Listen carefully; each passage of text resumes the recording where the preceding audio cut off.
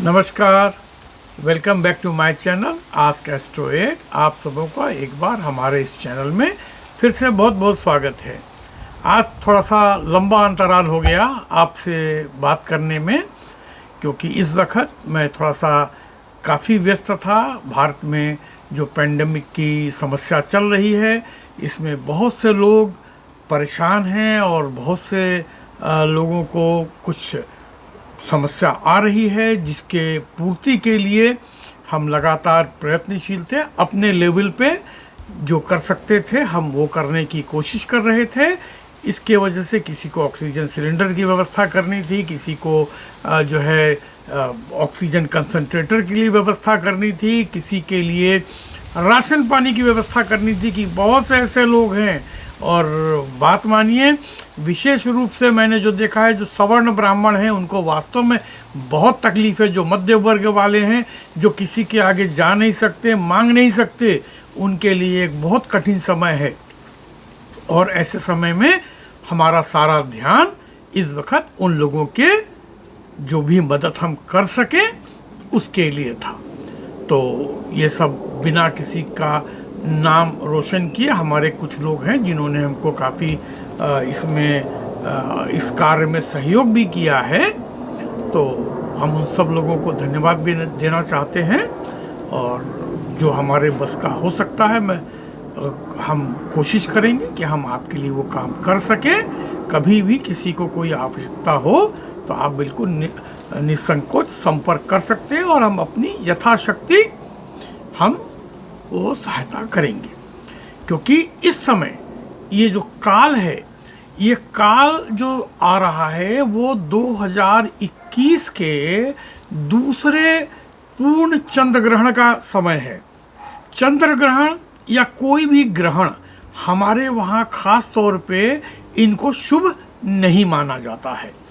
इनके कुछ प्रभाव होते हैं जो विषाक्त होते हैं। तो आज हम बात करेंगे इस आने वाले चंद्र ग्रहण की, जो 26 मई को लग रहा है। और ये चंद्र ग्रहण पूर्ण चंद्र ग्रहण होगा। इसमें कुछ लोगों को फायदा भी होगा, लेकिन जो नुकसान होगा उसको आप कैसे बचा सकते हैं, उसके एक छोटे छोटे उपाय हैं, वो मैं आपको वीडियो के अंत में बताऊंगा। तो बने रहिए वीडियो के आखिर तक। तो आइए आज बात करते हैं आने वाले पूर्ण चंद्र ग्रहण की। पूर्ण चंद्र ग्रहण इस बार जो 2021 का है वो दूसरा चंद्र ग्रहण है, और 2021 में कुल 3 चंद्र ग्रहण पड़ेंगे, उनमें से ये दूसरा है। अब ये जो चंद्र ग्रहण है ये पूर्ण चंद्र ग्रहण है, और इसको हम बोलते हैं सुपरलेम लूनर इक्लिप्स, या बहुत जगह पर इसको कॉर्नफ्लावर सुपर इक्लिप्स बोलते हैं। कुछ लोग इसको जो है सनफ्लावर सुपर इक्लिप्स बोलते हैं, क्योंकि ये सुपर मून के द्वारा होता है। और कुछ लोग इसको मिल्क मून के नाम से भी जानते हैं। मुख्यतः ये जो आ रहा है चंद्र ग्रहण, ये पिंक मून के नाम से जाना जाएगा। क्यों? क्योंकि इसकी जो अवस्था है वो पहले तो चंद्रमा पर जो है पृथ्वी की छाया पड़ेगी, पहले तो अंधकार होगा, फिर धीरे धीरे वो अंधकार जो है छटते छटते वो थोड़ा सा रस्ट कलर का या ब्राउनिश या बाद में पिंकिश कलर का आपको दिखाई देगा।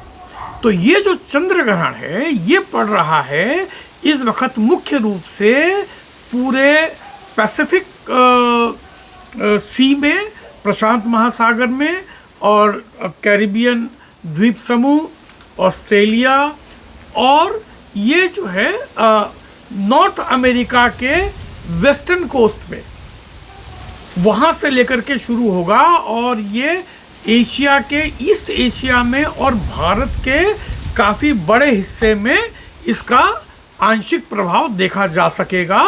और ये गुजरेगा, आप समझिए कि जम्मू कश्मीर छोड़ दीजिए, तो अक्साई चीन से एक तिरछी आप अगर लाइन खींचें जो गुजरात के नीचे तक जाती हो, गुजरात से सटे हुए, तो उसके जितने भी पश्चिमी भाग हैं, पूर्वी भाग है, क्षमा कीजिएगा, उसमें दिखाई देगा, उसके पश्चिम में इसका जो है ये दृष्टिगोचर नहीं होगा। लेकिन एक बात ध्यान रखिए, ग्रहण चाहे कहीं भी हो, दुनिया के किसी भाग में भी पड़े, इसका असर अवश्य होता है हमारे व्यक्तिगत मानव के जीवन पे, पशुओं के जीवन पे इसका असर ज़रूर होता है। पशु या कोई भी जो जानवर हैं, इनकी कोई आर्थिक गतिविधि नहीं होती है, इसलिए उनको उतना फर्क नहीं पड़ता है। लेकिन हम मनुष्यों में आर्थिक गतिविधियां बहुत होती हैं, इसलिए हमें इसका फर्क पड़ता है और हम इसके प्रभाव, चाहे वो शुभ हो या अशुभ हो, उससे हम ज़रूर प्रभावित होते हैं। तो ये ध्यान रखने की बात है। तो इसमें जो भारतवर्ष में जो लगेगा, आप एक बात ये समझिए कि अभी 17 मई को बुध जो है वो अपनी चरम स्थिति पर है, 22 अंश पे है। बुध व्यापार का मालिक भी है, बुद्धि का मालिक भी है, साथ में चंद्रमा का पुत्र भी है।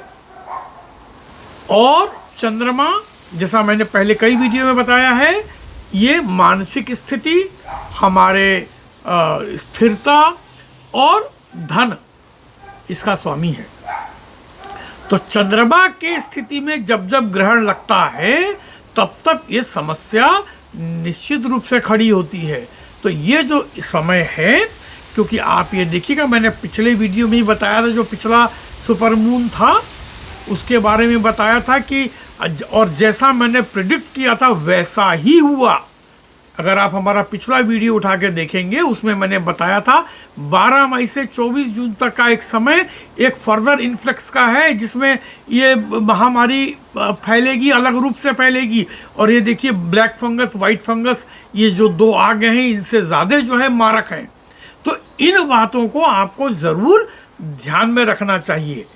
तो अगर ये छोटे छोटे उपाय कर लेंगे तो उससे आप निश्चित बचेंगे। तो अभी हम शुरू करते हैं आपको मेन इसके टाइमिंग्स के बारे में।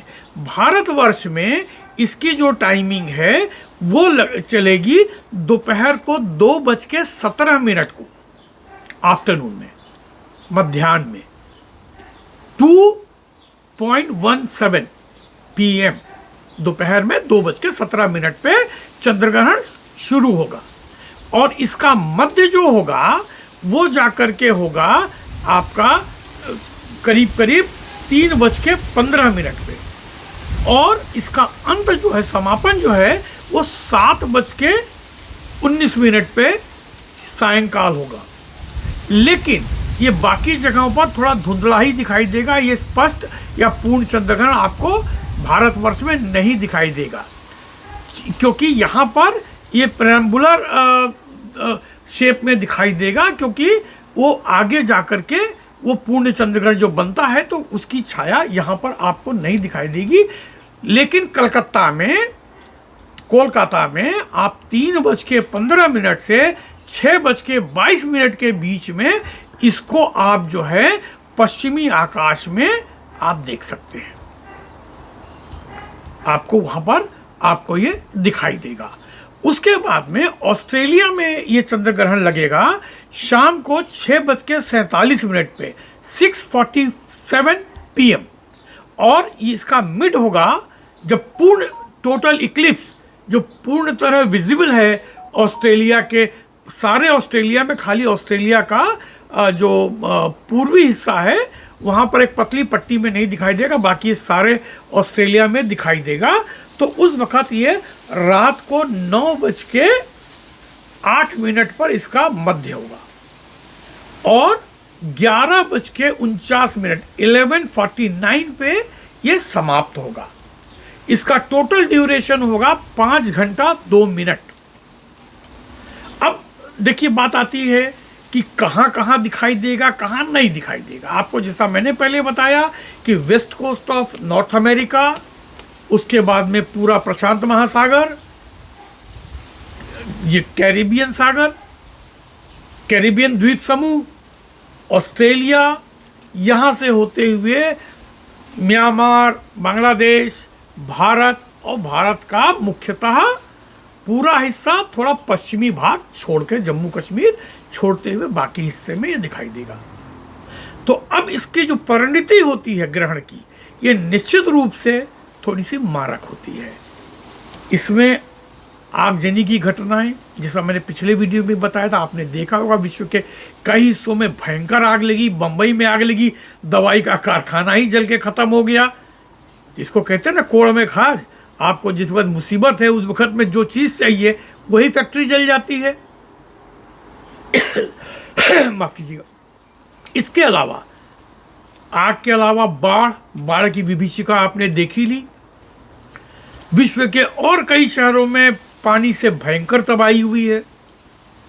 इसके अलावा इस महामारी का तो जोर फैला ही हुआ है और ये अभी थोड़ा रहने वाला है। तो इसलिए जैसा मैंने कहा है, 24 जून तक आपको सावधानी बरतनी ही है, क्योंकि आप बरतेंगे आप सुरक्षित रहेंगे। क्योंकि आप ये ध्यान रखिए, आपका परिवार आप पर उम्मीदें रखता है। तो बहादुरी दिखाने की ज़रूरत नहीं है कि आप पुलिस से बच के चले गए। अरे पुलिस किसके लिए है? आपके लिए ही है। ये आप पुलिस को धोखा नहीं देंगे, आप अपने को धोखा देंगे अगर आप लॉकडाउन तोड़ते हैं। हम समझते हैं कि खाने पीने में कारोबार में दिक्कत होती है, लेकिन ज़िंदगी से ज़्यादा कोई बड़ी चीज़ नहीं होती है।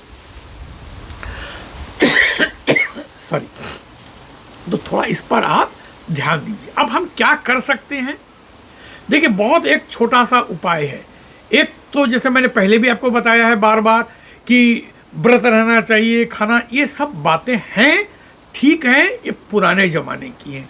आज के इस भाग दौड़ के युग में आप बिना खाए पिए आप 15 घंटा खाना ढक के रख दीजिए, हर एक के लिए संभव नहीं है, हो ही नहीं सकता है। तो आप क्या करेंगे? आप पहले से ही तुलसी पत्ती का जुगाड़ कर लीजिए। इसके ऊपर साइंटिफिक रिसर्च चल रही है, क्या कारण है, लेकिन ये बात है तो सच। तुलसी पत्ती डालने से इन ग्रहों के जो कॉस्मिक रेज आती है, इनसे निश्चित रूप से हमारा बचाव होता है। तो खाने पीने में डाल लीजिए और ये इस बात को बिल्कुल भूल जाइए कि ये गर्भवती महिलाएं और बच्चों को नहीं लगता है। अगर कॉस्मिक रेस खराब है तो सबके लिए है। आप आग जला के हाथ डालेंगे कि नहीं जी ये बड़े लोगों को नहीं लगेगा, बच्चों को छोड़ देगा, ऐसा कुछ नहीं होता है। तो इस मुगालते में मत रहिए। आप अगर नहीं खाते हैं, आप उन चीज़ों को मानने वाले हैं, आप ढांक के रख दीजिए, मत खाइए। इस दौरान में खाना बनाना शुभ नहीं माना जाता है। अगर वो अवॉइड कर सके तो करिए, खाना ढांक के रखिए। और जैसा मैंने पहले भी आपको बताया है कि अगर कमल का पत्ता या केला का पत्ता मिले, उससे आप ढांक के रखेंगे खाना, तो आपके खाने पर कोई दोष नहीं आता है। और पीने के पानी में 2 पत्ती तुलसी दल डाल दीजिए। आप किसी भी धर्म या मत के मानने वाले हो, इससे कोई फर्क नहीं पड़ रहा है। आप पूजा पाठी है या आप आस्तिक है या नास्तिक है, इससे कोई फर्क नहीं पड़ता। कुछ चीज़ें ऐसी हैं जिसे टीका लगवाना है तो कोरोना का टीका आपको लगवाना चाहिए। आप किस धर्म के हैं, किस जाति के हैं, किस रंग के हैं, इससे क्या लेना देना है। तो इस प्रकार से अगर आप थोड़ा सा ये करेंगे। दूसरी चीज़, ग्रहण वाले दिन 26 तारीख को अगर आप अपने स्नान में 3 डंडिया घास की, चाहे दूब घास हो या मोथा घास हो, या जिनके पास कुश का पौधा है, कुश एक ऐसा लंबा सा पत्ते वाला पौधा होता है जिसकी हम लोग यज्ञ में अंगूठी बनाते हैं, जिसको पवित्री बोलते हैं। अगर आप नहाने के पानी में एक तुलसी का पत्ता या एक कुश का ये पत्ता आप डाल दें, और या घास के 3 तिनके आप डाल दें और उस पानी से आप स्नान करें, निश्चित मानिए ये आपको इस सारे दुष्प्रभाव से बचाएगा। आप कहीं बाहर जाना चाहते हैं जाइए, निकलना चाहते हैं निकलिए, कोई उसमें रोक टोक नहीं है। और इस ग्रहण को देखने में भी कोई बुराई नहीं है। आप देखिए, एक ये खगोलीय घटना है, आपको ज़रूर देखना चाहिए, अच्छा होता है। और ये ग्रहण मेष और मिथुन राशि के लिए विशेष रूप से फायदेमंद होने वाली है। इसका मतलब ये नहीं है कि बाकी लोग बर्बाद हो जाएंगे, ऐसा कुछ नहीं है। इनके लिए विशेष रूप से फायदेमंद है। तो आप इसका फ़ायदा उठाइए और बाकी राशि वाले भी ये छोटा सा उपाय कर लें। अगर आप उस दिन अपने पानी में, नहाने के पानी में 2 पत्ती तुलसी का पत्ता और 3 दूब घास के तिनके या 1 कुश का तिनका डाल दें और उस पानी से नहाएं। आप निश्चित मानिए आपको इस प्रकार का कोई भी वो दोष नहीं लगता है और कोई परेशानी की बात नहीं होगी। तो उम्मीद करते हैं आप लोग सब ये छोटा सा उपाय अपना लेंगे। इसमें कोई जो है धर्म संप्रदाय का कोई भी भेद नहीं है। और हम मिलेंगे आपको किसी अगले एपिसोड में, और जल्दी मिलेंगे, इस बार देरी नहीं होगी। तब तक के लिए आप लोग सुखी रहिए, स्वस्थ रहिए और कृपया गवर्नमेंट की सारी जो निर्देश हैं उनका पालन कीजिए, लॉकडाउन को आदर कीजिए और बाहर मत निकलिए। मिलते हैं, सुखी रहिए, स्वस्थ रहिए, नमस्कार।